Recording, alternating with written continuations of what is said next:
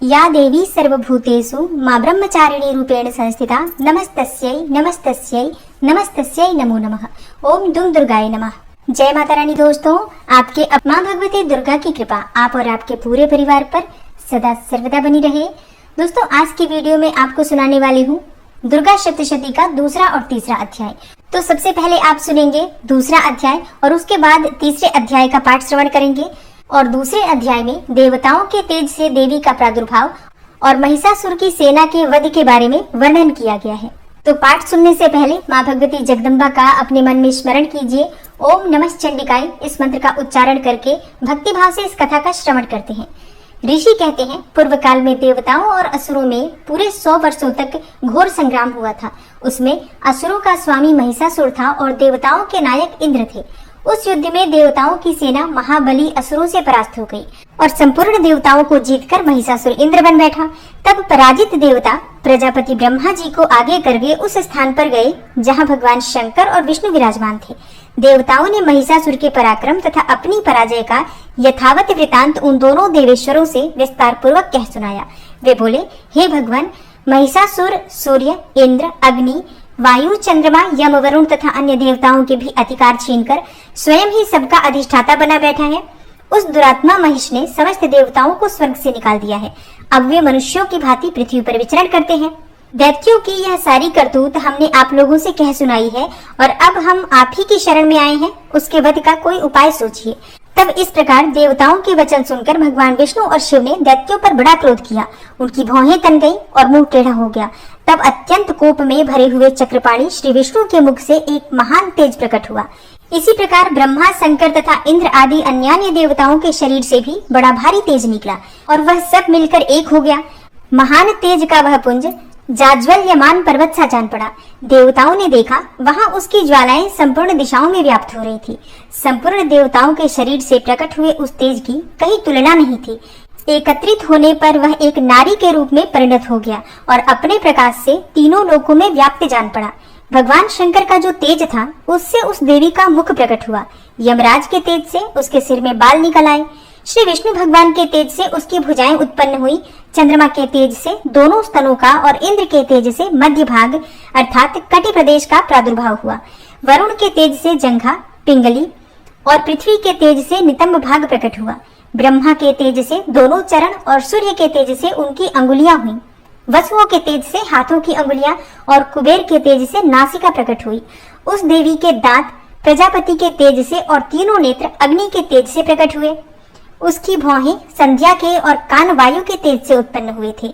इसी प्रकार अन्यान्य देवताओं के तेज से भी उस कल्याणमयी देवी का आविर्भाव हुआ। तदनंतर समस्त देवताओं के तेज पुंज से प्रकट हुई देवी को देखकर महिषासुर के सताए हुए देवता बहुत प्रसन्न हुए। पिनाकधारी भगवान शंकर ने अपने शूल से एक शूल निकालकर उन्हें दिया। फिर भगवान विष्णु ने भी अपने चक्र से चक्र उत्पन्न करके देवी भगवती को अर्पित किया। वरुण ने भी शंख भेंट किया। अग्नि ने उन्हें शक्ति दी और वायु ने धनुष तथा बाण से भरे हुए 2 तरकश प्रदान किए। सहस्त्र नेत्रों वाले देवराज इंद्र ने अपने वज्र से वज्र उत्पन्न करके दिया और ऐरावत हाथी से उतारकर एक घंटा भी प्रदान किया। यमराज ने कालदंड से दंड, वरुण ने पाश, प्रजापति ने स्फटिकाक्ष की माला तथा ब्रह्मा जी ने कमंडलू भेंट किया। सूर्य ने देवी के समस्त रोमकूपों में अपनी किरणों का तेज भर दिया और काल ने उन्हें चमकती हुई ढाल और तलवार दी। क्षीर समुद्र ने उज्जवल हार तथा कभी जीर्ण न होने वाले 2 दिव्य वस्त्र भेंट किए। साथ ही उन्होंने दिव्य चूड़ामणि, 2 कुंडल, कड़े, उज्जवल अर्धचंद्र, सब बाहुओं के लिए केयूर, दोनों चरणों के लिए निर्मल नुपुर, गले की सुंदर हंसली और सब अंगुलियों में पहनने के लिए रत्नों की बनी अंगूठियां भी दी। और विश्वकर्मा ने उन्हें अत्यंत निर्मल फरसा भेंट किया।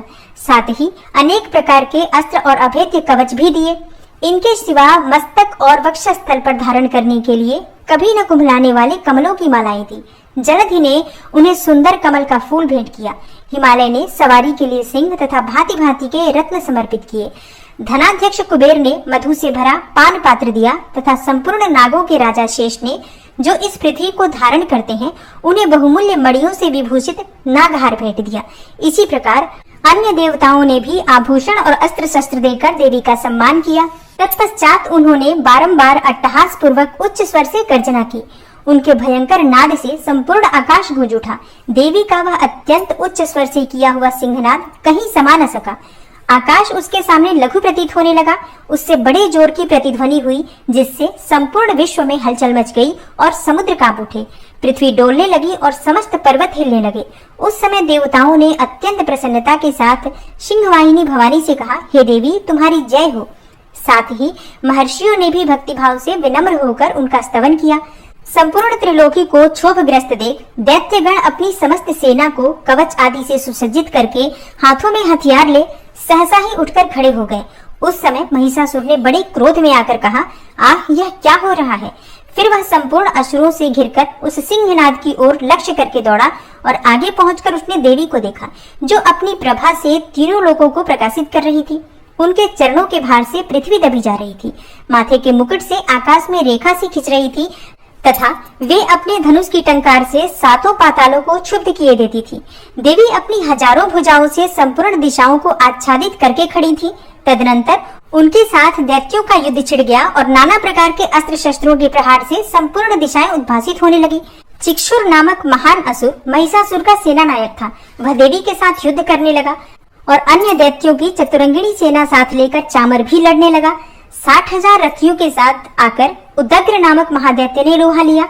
1 करोड़ रथियों को साथ लेकर महाहनु नामक दैत्य युद्ध करने लगा, जिसके रोए तलवार के समान तीखे थे। वह असिलोमा नाम का महादैत्य 5 करोड़ रथी सैनिकों सहित युद्ध में आ डटा। 60 लाख रथियों से घिरा हुआ बास्कल नामक दैत्य भी उस युद्ध भूमि में लड़ने लगा। परिवारित नामक राक्षस हाथी सवार और घुड़सवारों के अनेक दलों तथा 1 करोड़ रथियों की सेना लेकर युद्ध करने लगा। विडाल नामक दैत्य 5 अरब रथियों से घिरकर लोहा लेने लगा। इनके अतिरिक्त और भी हजारों महादैत्य रथ, हाथी और घोड़ों की सेना साथ साथ लेकर वहां देवी के साथ युद्ध करने लगे और स्वयं महिषासुर उस रणभूमि में कोटि कोटि सहस्त्र रथ, हाथी और घोड़ों की सेना से घिरा हुआ खड़ा था। वे दैत्य देवी के साथ तोमर, भिंदीपाल, शक्ति, मूसल, खड्ग, परशु और पट्टिस आदि अस्त्र शस्त्रों का प्रहार करते हुए युद्ध कर रहे थे। कुछ दैत्यों ने उन पर शक्ति का प्रहार भी किया, कुछ लोगों ने पाश फेंके तथा कुछ दूसरे दैत्यों ने खड्ग प्रहार करके देवी को मार डालने का उद्योग किया। तब देवी ने भी क्रोध में आकर खेल खेल में ही अपने अस्त्र शस्त्रों की वर्षा करके दैत्यों के वे समस्त अस्त्र शस्त्र काट डाले। उनके मुख पर परिश्रम या थकावट का रंच मात्र भी चिन्ह नहीं था। देवता और ऋषि उनकी स्तुति करते थे और वे भगवती परमेश्वरी दैत्यों के शरीरों पर अस्त्र शस्त्रों की वर्षा करती रही। देवी का वाहन सिंह भी क्रोध में आकर गर्दन के बालों को हिलाता हुआ असुरों की सेना में इस प्रकार विचरने लगा, मानो वनों में दावानल फैल रहा हो। रणभूमि में दैत्यों के साथ युद्ध करती हुई अंबिका देवी ने जितने निश्वास छोड़े, वे सभी तत्काल सैकड़ों हजारों गणों के रूप में प्रकट हो गए और परशु, भिंदीपाल, खड्ग तथा पट्टिस आदि अस्त्रों द्वारा असुरों का सामना करने लगे। देवी की शक्ति से बढ़े हुए वे गण असुरों का नाश करते हुए नगाड़ा और शंख आदि बजाने लगे। उस संग्राम महोत्सव में कितने ही गण मृदंग बजा रहे थे। तदनंतर देवी ने त्रिशूल से, गदा से, शक्ति की वर्षा से और खड्ग आदि से सैकड़ों महादैत्यों का संहार कर डाला और कितनों को घंटे के भयंकर नाद से मूर्छित करके मार गिराया। बहुतेरे दैत्यों को पाश से बांधकर धरती पर घसीटा। कितने ही दैत्य उनकी तीखी तलवार की मार से दो टुकड़े हो गए। कितने ही गदा की चोट से घायल हो धरती पर सो गए। कितने ही मूसल की मार से अत्यंत आहत होकर रक्त वमन करने लगे। कुछ दैत्य शूल से छाती फट जाने के कारण पृथ्वी पर ढेर हो गए और उस रणांगण में बाण समूहों की वृष्टि से कितने ही असुरों की कमर टूट गई। बाज की तरह झपटने वाले देवी पीड़क दैत्यगण अपने प्राणों से हाथ धोने लगे। किन्हीं की बाहें छिन्न भिन्न हो गई, कितनों की गर्दनें कट गई। कितने ही दैत्यों के मस्तक कट कट कर गिरने लगे और कुछ लोगों के शरीर मध्य भाग में ही विदीर्ण हो गए। कितने ही महादैत्य जांघें कट जाने से पृथ्वी पर गिर पड़े। कितनों को ही देवी ने एक बाह, एक पैर और एक नेत्र वाले करके दो टुकड़ों में चीर डाला। कितने ही दैत्य मस्तक कट जाने पर भी गिरकर फिर उठ जाते और केवल धड़के ही रूप में अच्छे अच्छे हथियार हाथ में लेकर देवी के साथ युद्ध करने लगते थे। दूसरे कबंध युद्ध के बाजों की लय पर नाचते थे और कितने ही बिना सिर के धड़ हाथों में खड्ग, शक्ति और रिष्टि लिए दौड़ते थे तथा दूसरे दूसरे महादैत्य ठहरो ठहरो यह कहते हुए देवी को युद्ध के लिए ललकारते थे। जहाँ वह घोर संग्राम हुआ था, वहाँ की धरती देवी के गिराए हुए रथ, हाथी, घोड़े और असुरों की लाशों से ऐसी पट गई थी कि वहाँ चलना फिरना असंभव हो गया था। दैत्यों की सेना में हाथी, घोड़े और असुरों के शरीर से इतनी अधिक मात्रा में रक्तपात हुआ था कि थोड़ी ही देर में वहां खून की बड़ी बड़ी नदियां बहने लगी। जगदम्बा ने असुरों की विशाल सेना को क्षण भर में नष्ट कर दिया, ठीक उसी तरह जैसे तृण और काठ के भारी ढेर को आग कुछ ही क्षणों में भस्म कर देती है। और वह सिंह भी गर्दन के बालों को हिला हिलाकर जोर जोर से गर्जना करता हुआ दैत्यों के शरीरों से मानो उनके प्राण चुन लेता था। वहां देवी के गणों ने भी उन महादैत्यों के साथ ऐसा युद्ध किया जिससे आकाश में खड़े हुए देवता गण उन पर बहुत संतुष्ट हुए और फूल बरसाने लगे। इस प्रकार श्री मार्कंडेय पुराण में सावर्णिक मनवंतर की कथा के अंतर्गत देवी महात्म्य में महिषासुर की सेना का वध नामक दूसरा अध्याय पूरा हुआ। और अब आप सुनेंगे दुर्गा सप्तशती का तीसरा अध्याय। और दुर्गा सप्तशती के तीसरे अध्याय में सेनापतियों सहित महिषासुर के वध का वर्णन किया गया है। ऋषि कहते हैं, दैत्यों की सेना को इस प्रकार तहस नहस होते देखकर महादैत्य सेनापति चिक्षुर क्रोध में भरकर अंबिका देवी से युद्ध करने के लिए आगे बढ़ा। वह असुर रणभूमि में देवी के ऊपर इस प्रकार बाणों की वर्षा करने लगा जैसे बादल मेरुगिरी के शिखर पर पानी की धार बरसा रहा हो। तब देवी ने अपने बाणों से उसके बाण समूह को अनायास ही काटकर उसके घोड़ों और सारथी को भी मार डाला। साथ ही उसके धनुष तथा अत्यंत ऊंची ध्वजा को भी तत्काल काट गिराया। धनुष कट जाने पर उसके अंगों को अपने बाणों से बीत डाला। धनुष, रथ, घोड़े और सारथी के नष्ट हो जाने पर वह असुर ढाल और तलवार लेकर देवी की ओर दौड़ा। उसने तीखी धार वाली तलवार से सिंह के मस्तक पर चोट करके देवी की भी बाई भुजा में बड़े वेग से प्रहार किया।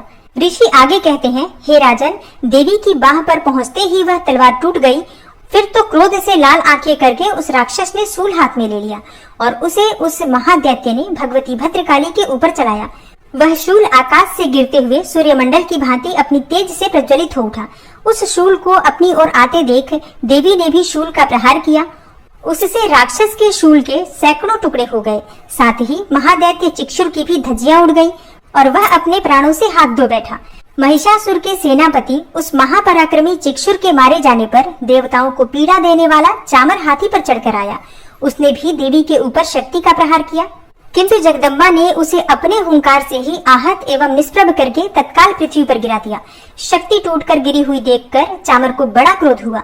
अब उसने शूल चलाया, किंतु देवी ने उसे भी अपने बाणों द्वारा काट डाला। इतने में ही देवी का सिंह उछलकर हाथी के मस्तक पर चढ़ बैठा और उस दैत्य के साथ खूब जोर लगाकर बाहु युद्ध करने लगा। वे दोनों लड़ते लड़ते हाथी से पृथ्वी पर आ गए और अत्यंत क्रोध में भरकर एक दूसरे पर बड़े भयंकर प्रहार करते हुए लड़ने लगे। तदनंतर सिंह बड़े वेग से आकाश की ओर उछला और उधर से गिरते समय अपने पंजों की मार से चामर का सिर धड़ से अलग कर दिया। इसी प्रकार उद्दग्र भी शिला और वृक्ष आदि की मार खाकर रणभूमि में देवी के हाथों से मारा गया तथा कराल भी दांतों, मुक्कों और थप्पड़ों की चोट से धराशायी हो गया। क्रोध में भरी हुई देवी ने गदा की चोट से उद्धत का कचूमर निकाल डाला। भिंदीपाल से वाष्कल को तथा बाणों से ताम्र और अंधक को मौत के घाट उतार दिया। 3 नेत्रों वाली परमेश्वरी ने त्रिशूल से उग्रास्य, उग्रवीर्य तथा महाहनु नामक दैत्य को मार डाला और तलवार की चोट से विडाल के मस्तक को धड़ से काट गिराया। दुर्धर और दुर्मुख इन दोनों को भी अपने बाणों से यमलोक भेज दिया। इस प्रकार अपनी सेना का संहार होता हुआ देखकर महिषासुर ने भैंसे का रूप धारण करके देवी के गढ़ों को त्रास देना आरंभ किया। किन्हीं को थुथुन से मारकर, किन्हीं के ऊपर खुरों का प्रहार करके, किन्हीं किन्हीं को पूंछ से चोट पहुंचाकर, कुछ को सींगों से विदीर्ण करके, कुछ गणों को वेग से, किन्हीं को सिंहनाद से, कुछ को चक्कर देकर और कितनों को निश्वास वायु के झोंके से धराशायी कर दिया। इस प्रकार गणों की सेना को गिराकर वह असुर महादेवी के सिंह को मारने के लिए झपटा। इससे जगदम्बा को बड़ा क्रोध हुआ। उधर महापराक्रमी महिषासुर भी क्रोध में भरकर धरती को खुरों से खोदने लगा तथा अपने सींगों से ऊंचे ऊंचे पर्वतों को उठाकर फेंकने और गरजने लगा। उसके वेग से चक्कर देने के कारण पृथ्वी क्षुब्ध होकर फटने लगी और उसकी पूंछ से टकराकर समुद्र सब ओर से धरती को डुबोने लगा। हिलते हुए सींगों के आघात से विदीर्ण होकर बादलों के टुकड़े टुकड़े हो गए। उसके श्वास के प्रचंड वायु के वेग से उड़े हुए सैकड़ों पर्वत आकाश से गिरने लगे। इस प्रकार क्रोध में भरे हुए उस महादैत्य को अपनी ओर आते देखकर चंडिका ने उसका वध करने के लिए महान क्रोध किया। उन्होंने पाश फेंककर उस महान असुर को बांध लिया। उस महासंग्राम में बंध जाने पर उसने भैंसे का रूप त्याग दिया और तत्काल सिंह के रूप में प्रकट हो गया। उस अवस्था में जगदम्बा ज्यों ही उसका मस्तक काटने के लिए उद्यत हुई, त्यों ही वह खड्गधारी पुरुष के रूप में दिखाई देने लगा। तब देवी ने तुरंत ही बाणों की वर्षा करके ढाल और तलवार के साथ उस पुरुष को भी बींध डाला। इतने में ही वह महान गजराज के रूप में परिणत हो गया तथा अपनी सूंड से देवी के विशाल सिंह को खींचने और गरजने लगा। खींचते समय देवी ने तलवार से उसकी सूंड काट डाली। तब उस महादैत्य ने पुनः भैंसे का शरीर धारण कर लिया और पहले की ही भांति चराचर प्राणियों सहित तीनों लोगों को व्याकुल करने लगा। तब क्रोध में भरी हुई जगन माता चंडिका बारंबार उत्तम मधु का पान करने लगी और लाल आंखें करके हंसने लगी। उधर वह बल और पराक्रम के मद से उन्मत्त हुआ राक्षस गर्जने लगा और अपने सींगों से चंडी के ऊपर पर्वतों को फेंकने लगा। उस समय देवी अपने बाणों के समूहों से उसके फेंके हुए पर्वतों को चूर्ण करती हुई बोली। बोलते समय उनका मुख मधु के मद से लाल हो रहा था और वाणी लड़खड़ा रही थी। देवी ने कहा, ओ मूढ़, मैं जब तक मधु पीती हूँ तब तक तू क्षण भर के लिए खूब गर्ज ले। मेरे हाथ से यही तेरी मृत्यु हो जाने पर अब शीघ्र ही देवता भी गर्जना करेंगे। ऋषि कहते हैं, यो कहकर देवी उछली और उस महादैत्य के ऊपर चढ़ गई। फिर अपने पैर से उसे दबाकर उन्होंने शूल से उसके कंठ में आघात किया। तब उनके पैर से दबा होने पर भी महिषासुर अपने मुख से दूसरे रूप में बाहर होने लगा। अभी आधे शरीर से ही वह बाहर निकलने पाया था कि देवी ने अपने प्रभाव से उसे रोक दिया। आधा निकला होने पर भी वह महादैत्य देवी से युद्ध करने लगा। तब देवी ने बहुत बड़ी तलवार से उसका मस्तक काट गिराया। फिर तो हाहाकार करती हुई दैत्यों की सारी सेना भाग गई तथा संपूर्ण देवता अत्यंत प्रसन्न हो गए। देवताओं ने दिव्य महर्षियों के साथ दुर्गा देवी का स्तवन किया। गंधर्व राज गाने लगे तथा अप्सराएं नृत्य करने लगे। इस प्रकार श्री मार्कंडेय पुराण में सावर्णिक मनवंतर की कथा के अंतर्गत देवी महात्म्य में महिषासुर वध नामक तीसरा अध्याय पूरा हुआ। ओम नमः चंडिकायै। दोस्तों, आज आपने सुना दुर्गा सप्तशती का दूसरा और तीसरा अध्याय और इसके आगे के अध्याय आप कल की कथा में श्रवण करेंगे। तो कल की कथा भी आप जरूर सुनिएगा और आज की कथा आपको अगर अच्छी लगी हो तो वीडियो को लाइक जरूर कर दीजिए और शेयर भी ज्यादा से ज्यादा कीजिए। और चैनल पर पहली बार आए हैं, अभी तक आपने चैनल को सब्सक्राइब नहीं किया है, तो आज की वीडियो अगर आपको अच्छी लगी हो तो चैनल को सब्सक्राइब कर लीजिए और बेल बटन को भी प्रेस कर लीजिए। इससे ये होगा कि इस चैनल पर जो नई वीडियो अपलोड होंगी उनकी नोटिफिकेशन आपको सही समय पर प्राप्त होगी। मैं मिलती हूँ आपसे अगली वीडियो में, तब तक के लिए नमस्कार।